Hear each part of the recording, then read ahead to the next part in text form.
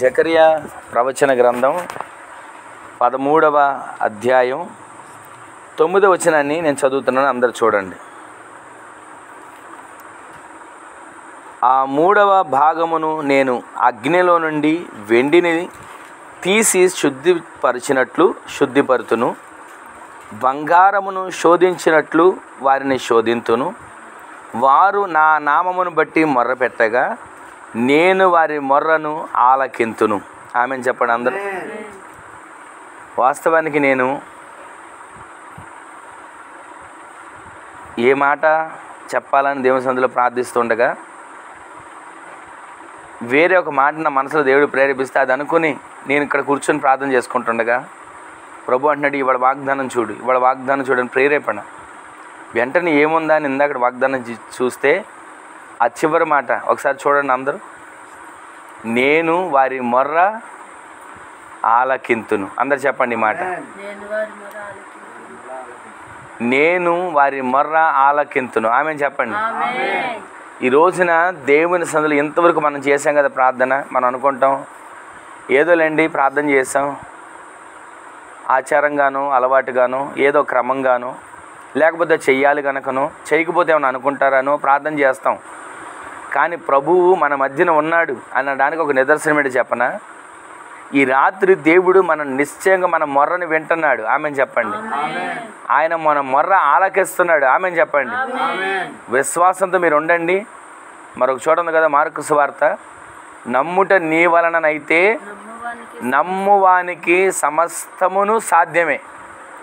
ఈ రోజున మనకి దేవుడు కార్యాలు సాధ్యపరచాలంటే మొదట మనలో విశ్వాసం ఉండాలి, మొదట మనలో నమ్మకం ఉండాలి, మొదట మనలో దేవుడు చేస్తాడు అనే నిరీక్షణ ఉండాలి. వాస్తవానికి మనలో అది ఉండదు. మనం ఎంతసేపు ఏంటంటే పరుగులు తీస్తాం, ప్రయాసపడతాం, పోరాటాలు చేస్తాం, ఎక్కడెక్కడికో ఎన్నో రకాలుగా పరుగులు తీస్తూ ఆయాసపడుతుంటాం. కానీ ప్రభు సన్నిధిలో మొర్ర పెడితేనంట, ప్రభు సన్నిధిలో మనం ప్రార్థన చేస్తే, ప్రభు సన్నిధిలో మనం అంగలారిస్తే, ప్రభు సన్నిధిలో ఆయన పాదాలు పట్టుకుంటే ఆయన మనల్ని దాటిపోయే దేవుడు కాడు, ఆయన మనల్ని విడిచిపెట్టే దేవుడు అంతకంటే కాడు. ఒక మాట ఆ 9వ వచనం వల్ల ప్రారంభం నుంచి చదవండి ఒకసారి. జకర్యా ప్రవచన గ్రంథం 13వ అధ్యాయం 9వ వచనం ప్రారంభం నుంచి. ఆ 3వ భాగము నేను అగ్నిలో నుండి వెండిని తీసి శుద్ధిపరిచినట్లు శుద్ధిపరుతును. అగ్నిలో నుండి వెండిని తీసి నేను శుద్ధిపరుస్తున్నాను. ఆమె చెప్పండి. అగ్ని అంటే ఏంటి చెప్పండి? శ్రమలో. అగ్ని అంటే పోరాటాలు, అగ్ని అంటే ఆటంకాలు, అగ్ని అంటే ఎన్నో రకాలుగా మనకి బాధలు, బలహీనతలు. అయితే ప్రభు ఈ దినాన్ని రాత్రి మనతో మాట్లాడుతున్న మాట ఏంటి తెలుసా?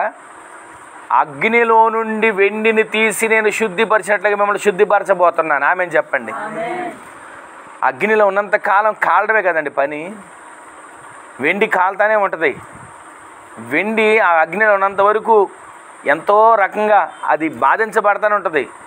కానీ ఏ విధం చేతనైనా ఎన్ని రకాల శత్రువులు వచ్చి బాధించాలని చూసినా, అప్పులు వచ్చి బాధించాలని చూసినా, అయిన వాళ్ళు వచ్చి బాధించాలని చూసినా, అనారోగ్యాలు వచ్చి బాధించాలని చూసినా, ప్రతి విషయంలో కష్టార్జితం ఒకవేళ మనకి సరిపడా లేక బాధించబడినటువంటి పరిస్థితులు ఎదురొచ్చినా ఇంతవరకు అగ్నిలోనే శ్రమల్లో నలిగిపోయారు.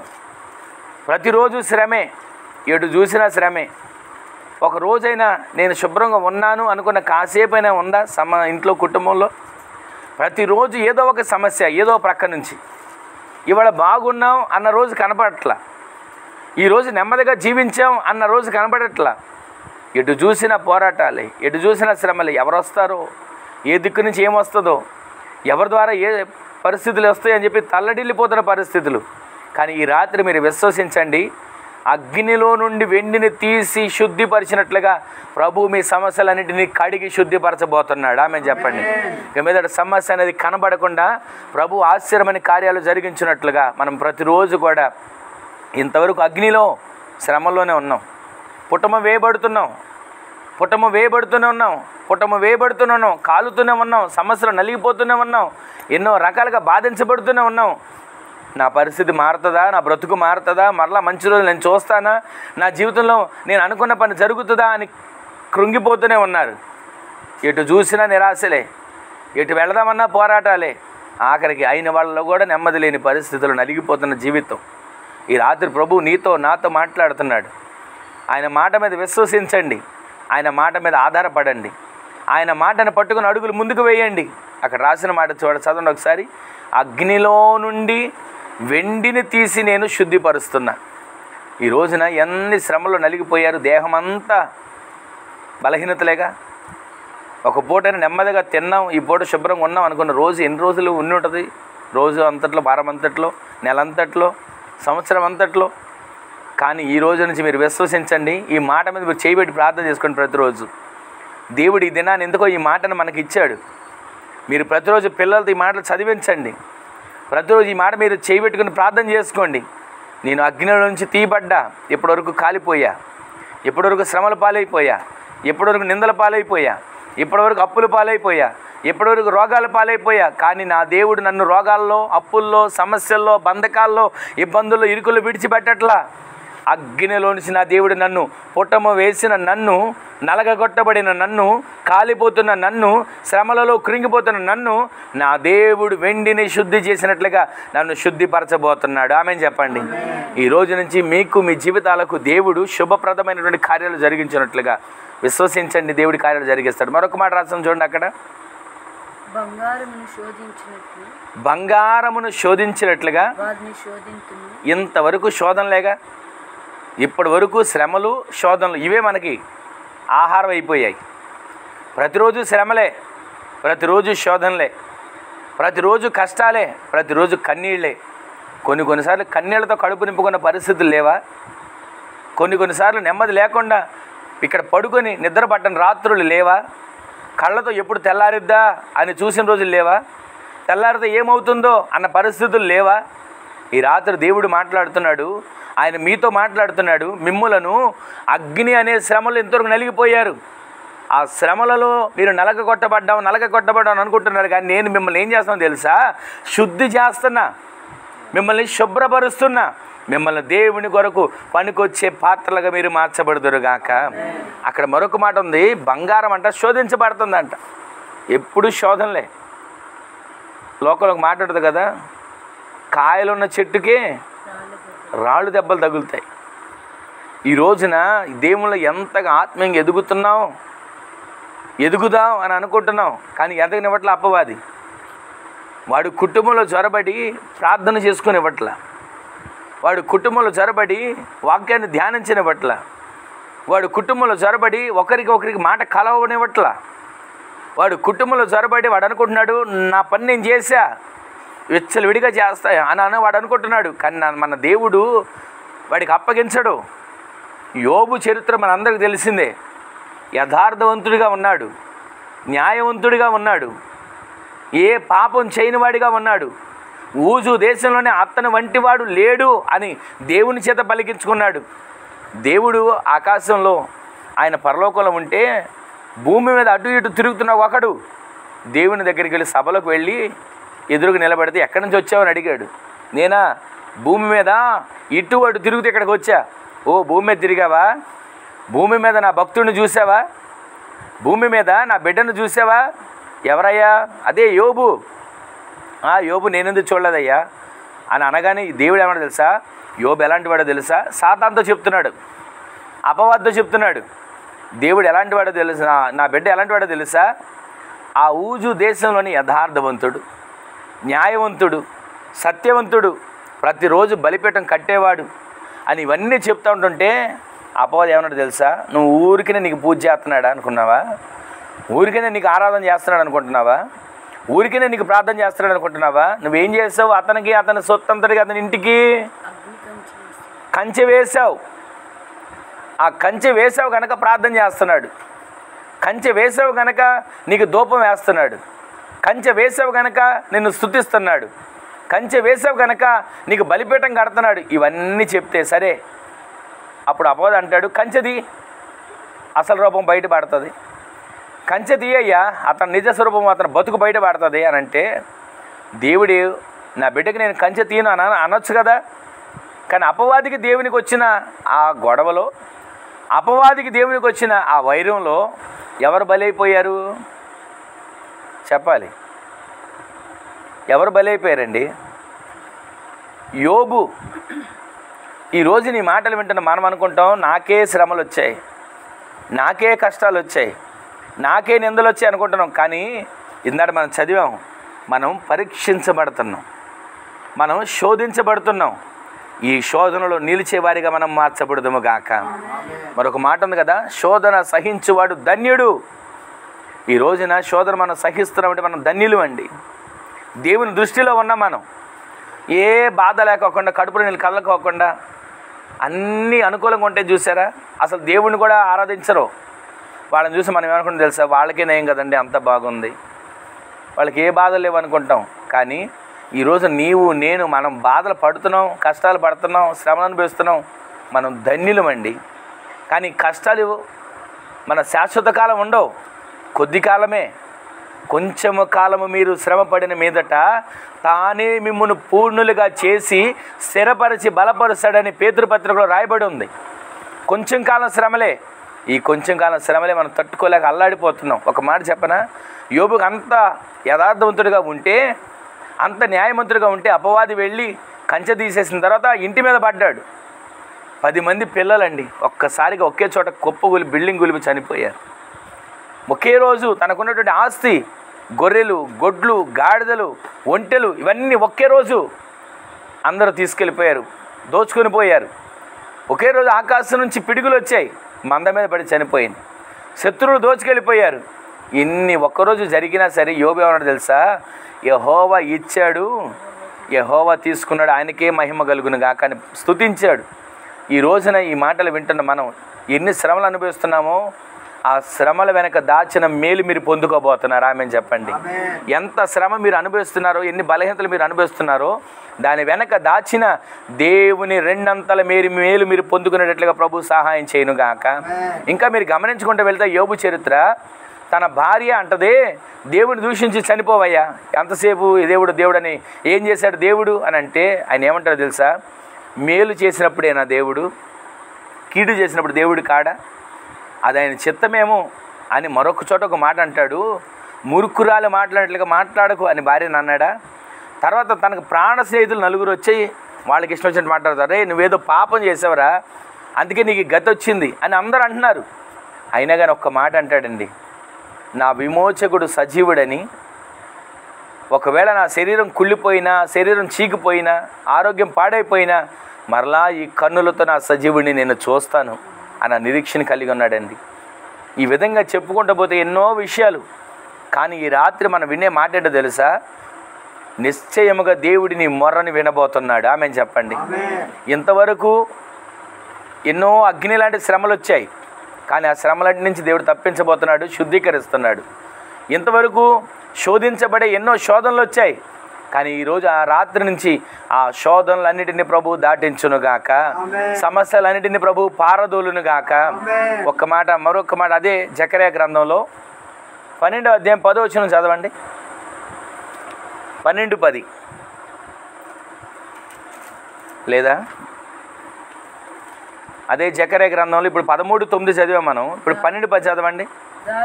దావీదు సంతతి మీదను యెరూషలేము నివాసుల మీదను కరుణ నొందించు ఆత్మను విజ్ఞాపన చేయు ఆత్మను నేను కుమ్మరించబోతున్నాను. గట్టిగా ఆమేన్ చెప్పండి. ఈ రోజున మనం ఇక్కడ కూడి ఉన్నాం కదా, మనకి ఏం కావాలంటారు? ఇక్కడ కూర్చున్నాం మనందరికి బిర్యానీ కావాలని కాదు, ఇక్కడ కూర్చున్నాం మనం ఏదో వెండి బంగారాలు కుమ్మరించాలని కాదు. ఏదో దేవుని సన్నిధిలో నేను కూర్చున్నాను కదండి, నాకు ఏదైనా మేలు కలగాలి, దేవుని సన్నిధిలో కూర్చున్నాను కదా, నాకు ఏదైనా సరే కార్యం జరగాలి, వాస్తవమే జరుగుతుంది. కానీ మనలో ఏం కుమ్మరించాలనుకుంటున్నాడో తెలుసా? మనకి కార్యాన్ని చేయాలనుకుంటే, మనకు కార్యం జరగాలనుకుంటే, మనకున్నటువంటి అగ్ని లాంటి శ్రమలు తప్పించబడాలనుకుంటే, మనకున్నటువంటి ఎలాంటి శోధనైనా అది మనం దాటించబడాలనుకుంటే మనం ఎలా ఉండాలో తెలుసా? విజ్ఞాపన ఆత్మచేత నింపబడిన వ్యక్తులుగా మనము మార్చబడదుము గాక.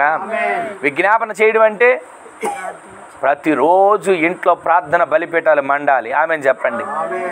ఆ ప్రార్థన ఆత్మచేత నింపబడగలిగితే, ప్రార్థన చేయగలిగితే ప్రభు అంటాడు, నీ మొర్రని నేను వింటా, నీ కన్నిటిని నేను తుడుస్తా, నీ దుఃఖ దినములను నేను సమాప్తములుగా చేస్తా, నీ కన్నిటిని నాట్యముగా నేను మారుస్తా. ఇవన్నీ జరగాలంటే ఏం కావాలి? ఆయనకు ఒక నైవేద్యాన్ని తీసుకుని వెళ్ళి ఆయన పట్టం దగ్గర పెడితే సరిపోద్దా? ఆయనకి ఏం కావాలి? ఇతను ఒక కొబ్బరికాయ తీసుకుని వెళ్ళి కొడితే సరిపోద్దా? ఆయనకి ఏం కావాలి? ఇదిగో మన ఇంట్లో ఒక గొర్రె పిల్ల ఉంది, దాన్ని వధించి ఆయన పానార్పణగా పోస్తే సరిపోద్దా? ఇవేం అసలు ఆయన కోరుకోవట్లా. దేవుని సందులో విరిగి నలిగిన హృదయం నీకు కలగాలి.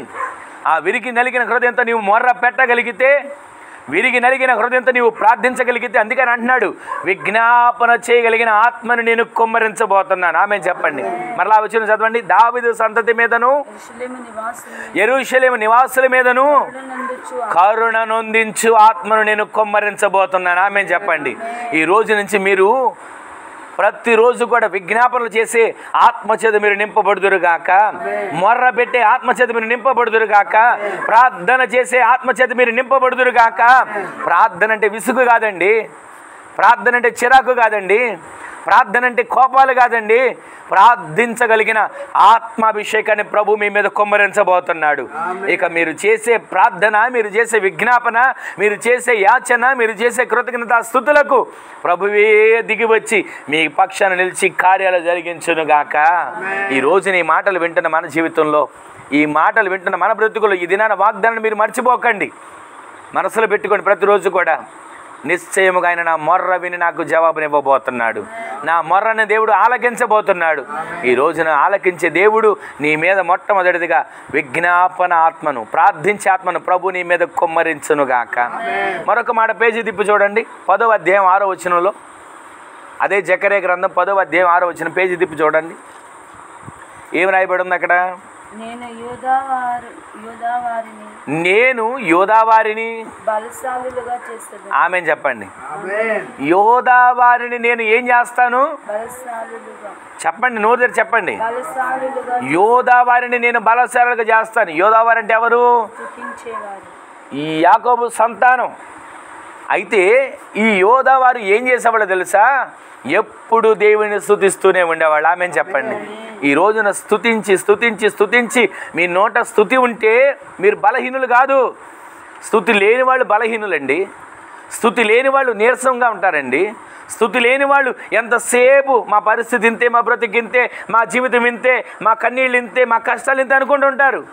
అసలు మన నోట స్తుతి ఉంటే కదా మన కార్యాలు చూడడానికి, మన నోట స్తుతి ఉంటే కదా మన అద్భుతాలు చూడడానికి. యెరూషలేము ఆ ప్రాంగణంలో ఎరికో గోడల దగ్గర ఇశ్రాయేలు ప్రజలు ఏం చేశారు తెలుసా? ఎరికో ప్రాకారం, ఎంత ప్రాకారం తెలుసా? రథాలు దాని మీద నడిచి వెళ్ళగలిగినంత గోడ అది. ఆ ఎరికో అనేటువంటి ఊరంతటికి ఒక గోడ. ఆ గోడ మీద రథాలు వెళ్ళొచ్చు. గోడ అంటే మనం కట్టుకున్న 4 గిటిరాళ్ళు గోడ కాదు, రథాలే దాని మీద వెళ్ళగలిగిన గోడ. అంత గోడని, ఆ గోడ లోపల నుంచి మాకు దారి ఇవ్వండి, మేము వెళ్ళిపోతామని ఇశ్రాయేలు ప్రజలు అంటే, మిమ్మల్ని ఈ ప్రాంతం నుంచి రానివ్వం అని అన్నారు. అయినా సరే వాళ్ళు ఏం చేశారు తెలుసా? ఇదిగో మేము మీదేమి దోచుకోం, ఆఖరికి మంచినీళ్ళు తాగినా మేము డబ్బులు ఇచ్చి తాగుతాం, ఏదైనా తిన్నా మేము డబ్బులు ఇచ్చి తింటాం, మా దారిని కొంచెం పోనివ్వండి అని అడిగితే ఒప్పుకోలే రాజులు. అయితే వీళ్ళేం చేశారు తెలుసా?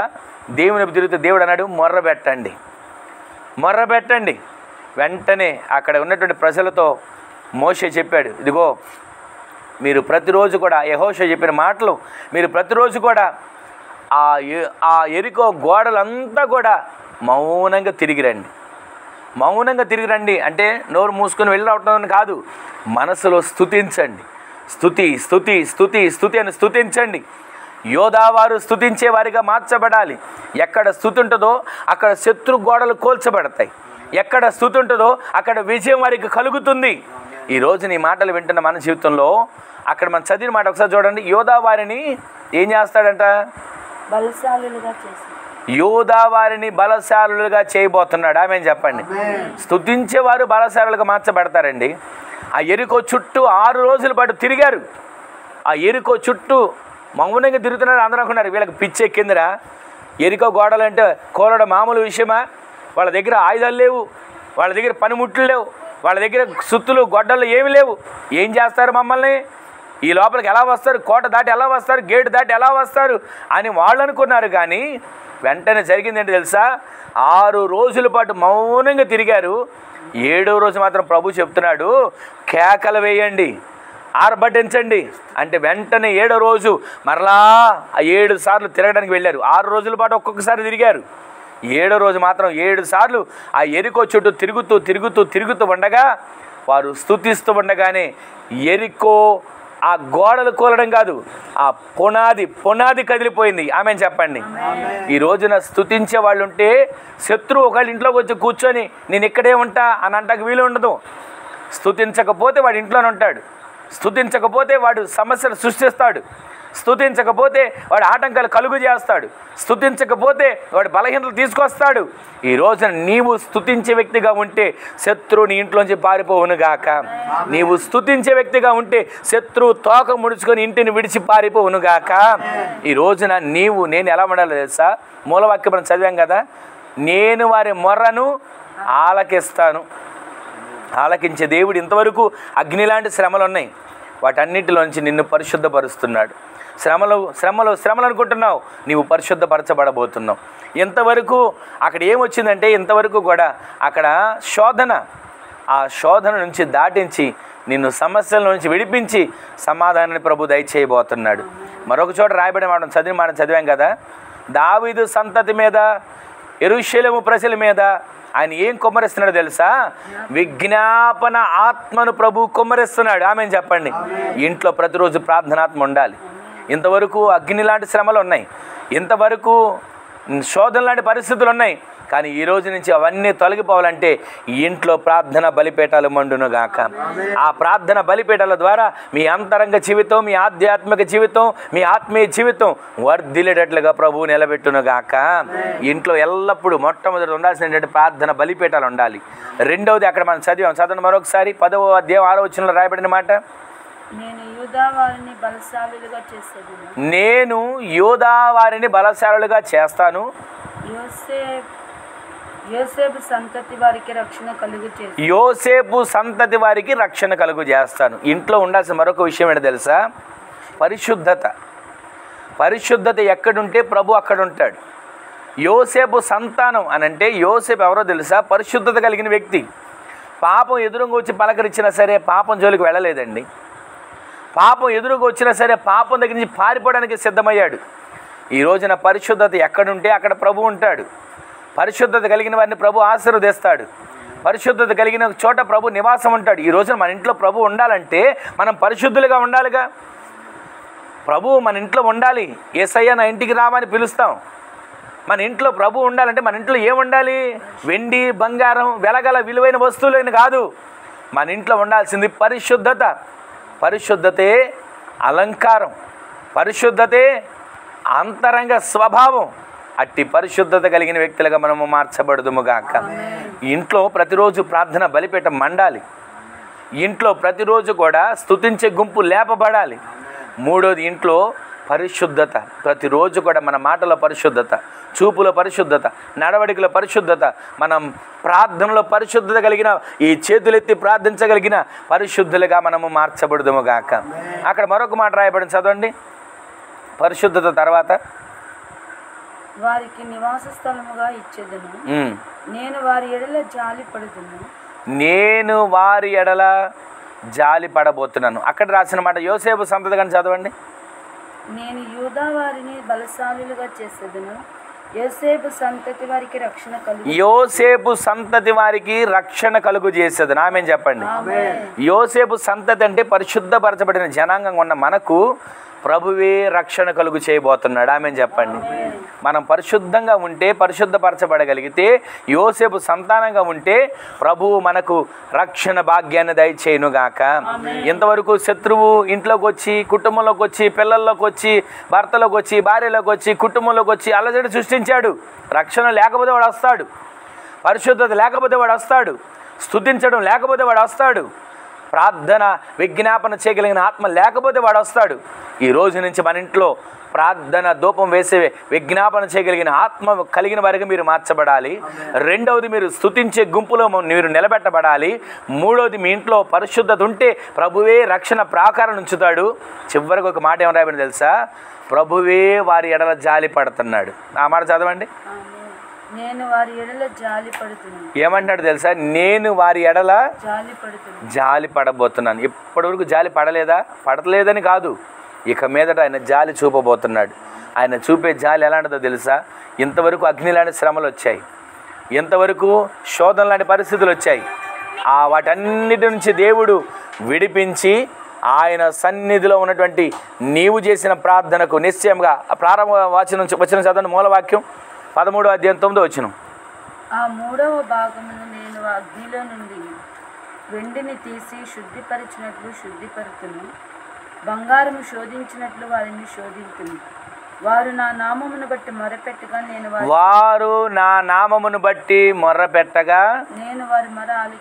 నేను వారి మొర్ర ఆలకించబోతున్నాను. గట్టిగా ఆమేన్ చెప్పండి. ఈరోజు వాగ్దానం మీరు ఎప్పుడు కూడా మర్చిపోయే వాగ్దానం కాదు ఇది.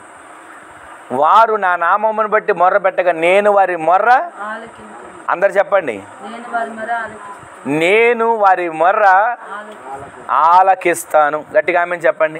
ఎప్పుడు ఆలకిస్తాడు?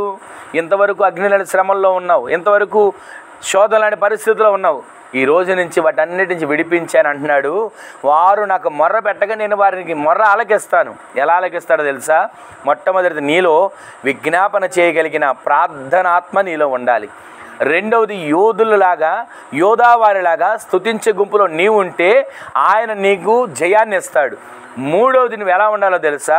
యోసేపు వలె పరిశుద్ధత కలిగిన జనాంగంగా ఉంటే, నీవు పరిశుద్ధపరచుకుంటే, నీ ఇంటిని పరిశుద్ధపరచుకుంటే, నీ కుటుంబాన్ని పరిశుద్ధపరచుకుంటే ఆయన నీ ఇంటికి నీకు రక్షణ ప్రాకారాన్ని అనుగ్రహిస్తాడు. నాలుగవదిగా ఆయన ఏం చెప్పబడుతుందో తెలుసా? నీ మీద ఆయన జాలి పడుతున్నాడు. ఆమేన్ చెప్పండి. ఆయన నీ మీద జాలి పడే దేనికో తెలుసా? ఇంతవరకు కన్నీటితో మొరబెట్టావు, కష్టాలతో మొరబెట్టావు, శ్రమలతో మొరబెట్టావు, ఇబ్బందులతో మొరబెట్టావు, ఇరుకులో మొరబెట్టావు, దేనికి జవాబు కలగల. కానీ ఈ రోజు నుంచి నీ మొర్ర ఆయన వినబోతున్నాడు, నీ మొర్రకు ఆయన జవాబు ఇవ్వబోతున్నాడు. నిశ్చయముగా నీ కన్నీరు తొడబడును గాక. ఈ 4 విషయాలు నీ కుటుంబంలో ఉంటే ఆయన నీ మొర్ర వింటాడు, నిన్ను అంగీకరిస్తాడు, నీకు కార్యాన్ని చేస్తాడు. ఈ రోజైనా ఈ మాటలు విన్న తర్వాత ఒక క్షణం, అయ్యా ఈ రోజు నుంచి నేను నీ మొర్ర వింటా, నీతో సహవాసం చేస్తా, నీతో కలిసి జీవిస్తా, నీ మీద ఆధారపడగలుగుతా అని కనుక మీరు ఆశపడగలిగితే ఈ రోజు నుంచి మీరు విజ్ఞాపన ఆత్మచేత నింపబడిన ప్రార్థన పరులుగా, యూదా వారి వలె స్తుతించేవారిగా, మీరు యోసేపు సంతతి వలె పరిశుద్ధ జనాంగంగా రక్షణ ప్రాకారంగా మీరు మార్చబడగలిగితే ఆయన మీ మీద జాలి పడతాడు, మీ మొర్రని నిశ్చయముగా ఆలకించి జవాబిస్తాడు. ఈ కార్యం అప్పట్లో జరగాలయ్యా అనుకున్న వారు మోకరించండి, ప్రార్థన చేసుకుందాం. ఒక్క క్షణం ఎవరికొరకు చిన్న ప్రార్థన చేసుకోండి, ఎవరికి వారు ఒక చిన్న ప్రార్థన చేసుకోండి. అయ్యా నా పట్ల కార్యాన్ని చేయనట్టు ఒక చిన్న ప్రార్థన చేసుకోండి. మూలవాక్యం ఒకసారి మనసులో పెట్టుకోండి. నేను వారి మొర్ర ఆలకించును, నేను వారి మొర్ర ఆలకిస్తాను, వారు నాకు మొర్ర పెట్టగా నేను వారి మొర్ర ఆలకిస్తాను. ఒక్క క్షణం ఒక చిన్న ప్రార్థన చేసుకోండి. ప్రభు నీతో నాతో మనతో మాట్లాడే ప్రతి ఒక్క మాటను మనసులో పెట్టుకోండి. ఆయన నీ మొర్ర ఆలకించాలి. ఇంతవరకు అగ్ని లాంటి శ్రమలు, ఇంతవరకు బంగారం శోధించబడినట్లుగా ప్రతిరోజు శోధనలే శోధనలే శోధనలే ఇవన్నీ తప్పించబడాలంటే, కుటుంబంలో నెమ్మది లేకుండా, సమాధానం లేకుండా పడిన పరిస్థితులన్నీ దాటించబడాలంటే, ఎలాంటి పరిస్థితులైనా దాటించబడాలంటే నీవు ఈ రోజు నుంచి విజ్ఞాపన ఆత్మ నీ మీద కుమ్మరించబడుతుండగా ఆ విజ్ఞాపన చేయగలిగిన, ప్రార్థన బలిపీఠాలు కట్టగలిగిన ఆత్మచేతను నింపబడాలని. అలాగే రెండవదిగా, నీవు యూదా వారి వలె స్తుతించే గుంపులో ఉంటే బలశాలులుగా మార్చబడబోతున్నావు. ఇప్పటివరకు బలహీనమైపోయావేమో, ఇప్పటివరకు కృంగిపోయేవేమో, బలశాలులుగా మార్చబడబోతున్నావు. మూడవది, యోసేపు సంతతి వలె పరిశుద్ధత కలిగిన జనాంగంగా నీవు మార్చబడగలిగితే ప్రభు నీతో మాట్లాడుతున్నాడు. ఇదిగో నేనే వారికి రక్షణగా ఉంటాను, రక్షణ ప్రాకారంగా ఉంటానని. చివరిగా ఆయన అంటున్నాడు, నేను వారి ఎడల జాలి పడబోతున్నాను, నేను వారిని ఎడల జాలి పడుతున్నాను. ఆయనే ప్రభు జాలి పడుతున్నాడు. ఒక్క క్షణం ప్రార్థన చేసుకోండి. ప్రేమగల తండ్రి, పరిశుద్ధుడా, జీవాధిపతి, గొప్ప దేవుడు, నీకు వందనాలయ్యా. ఇదిగో ఈ కుటుంబ ప్రార్థనలో ఇంతవరకు కూడా మీరు నీ సన్నిధిని తోడుగా ఉంచి అయ్యా ఇదిగో మీరు నాయన అయ్యా జరిగిన ఈ కూడిక అంతట్లో కూడా ప్రారంభం నుంచి ముగించబడేంత వరకు మీరే అధ్యక్షులై ఉన్నారు, ఆధిపత్యం వహించి ఆత్మ సారథ్యం జరిగించారు. అందుని బట్టి మీకు వందనాలు చెల్లిస్తున్నాం అయ్యా. పాడిన పాట, చేసినటువంటి ప్రార్థన విజ్ఞాపనలు, చదివినటువంటి లేఖన భాగాలు, చెల్లించిన స్తుతులు, యేసు రక్త ప్రోక్షణ, అదేవిధంగా మీరు మాట్లాడిన ప్రతి ఒక్క మాట ఈ బిడ్డలకు కుటుంబాలకు దీవెనకరంగా మార్చబడును గాక. బిడ్డలు ఆశీర్వదించబడుదురు గాక, ప్రార్థన ఆత్మచేత నింపబడుదురు గాక. ప్రభు ఆ బిడ్డలందరూ కూడా ఆ విధంగా మార్చబడడానికి కృప దయచేయమని చేతులకు అప్పగిస్తూ మహిమ ఘనత ప్రభావం మీకు ఆరోపిస్తూ కుటుంబాల మీద ప్రతి శాపాన్ని తొలగించండి, కుటుంబాల్లో ఉన్న ప్రతి దరిద్రత తొలగించండి, కుటుంబాల మీద ఉన్న ప్రతి వ్యతిరేకత తొలగించండి. ప్రార్థనలో ఏకీభించి ప్రార్థనలో నాయన నీ సన్నిధిలో మొర్ర పెట్టగలిగిన కృప దయచేయమని అటు ఘనమైన కార్యాలు మీరు చేసినందుకు వందనాలు చెల్లిస్తూ మహిమ ఘనత ప్రభావం మీకు ఆరోపించుకుంటూ ఇదిగో నాయన కూడికి కుటుంబానికి దీవెనకరంగా ఆశీర్వకరంగా మీరు మార్చమని మహిమ ఘనత ప్రభావం మీకు ఆరోపిస్తూ నజరేయుడైన యేసుక్రీస్తు పరిశుద్ధమైన శక్తిగల నామములో స్తుతించి ప్రార్థించి అడిగి వేడుకొని పొందుకొని ఉన్నాము తండ్రి, ఆమేన్. యేసు రక్తమే జయం, సిలువ రక్తమే జయం. ప్రభు యేసు నామములో సంపూర్ణ విజయం కలుగును గాక. మన తండ్రి అయిన దేవుని యొక్క ప్రేమ, కుమారుడిని ప్రభుని యేసుక్రీస్తు యొక్క ప్రభువారి కృప, మహాకరికరం, పరిశుద్ధాత్మ దేవుని యొక్క అన్యోన్య సహవాసమైన సన్నిధి ఇప్పుడు ఎల్లప్పుడూ కుటుంబానికి మనకును మనవలు ప్రార్థించే సకల పరిశుద్ధులకును ఈ కుటుంబ నివాసం ప్రతి ఒక్కరికి కృప సమాధానములు సదాకాలం సమృద్ధిగా తోడై ఉండును గాక. ఆమేన్.